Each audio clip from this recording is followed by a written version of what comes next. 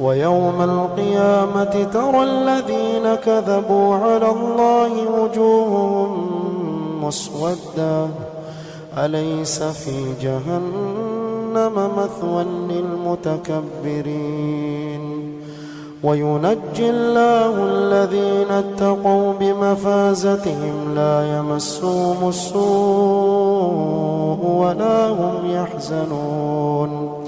الله خالق كل شيء وهو على كل شيء وكيل له مقاليد السماوات والأرض والذين كفروا بآيات الله أولئك هم الخاسرون قل أفغير الله تأمروني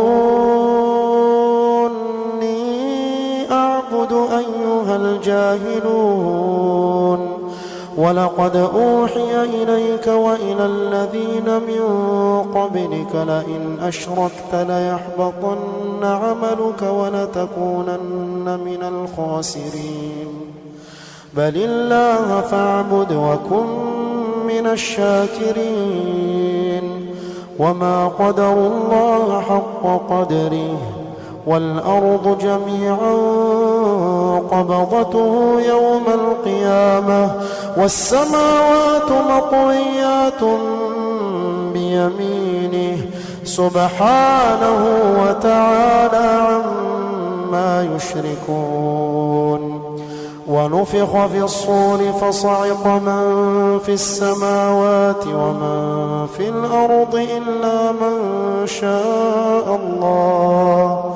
ثم نفخ فيه أخرى فإذا هم قيام ينظرون وأشرقت الأرض بنور ربها ووضع الكتاب وجيء بالنبيين والشهداء وقضي بينهم بالحق وهم لا يظلمون ووفيت كل نفس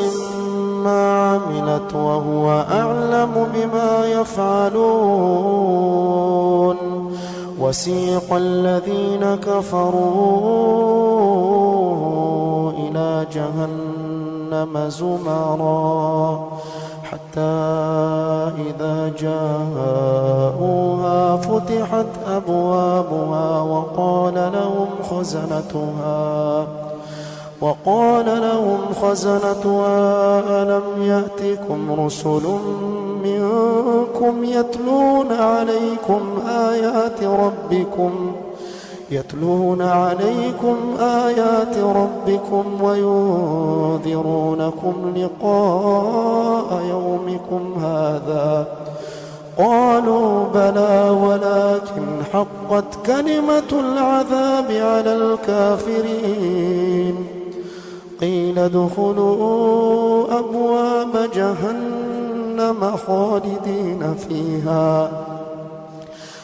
ادخلوا أبواب جهنم خالدين فيها فبئس مثوى المتكبرين وسيق الذين اتقوا ربهم إلى الجنة زمرا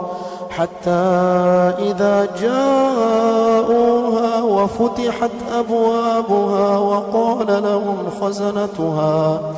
وقال لهم خزنتها سلام عليكم طبتم فادخلوها خالدين وقالوا الحمد لله الذي صدقنا وعده وأورثنا الأرض نتبوأ من الجنة حيث نشاء فنعم أجر العاملين وترى الملائكة حافين من حول العرش يسبحون بحمد ربهم وقضي بينهم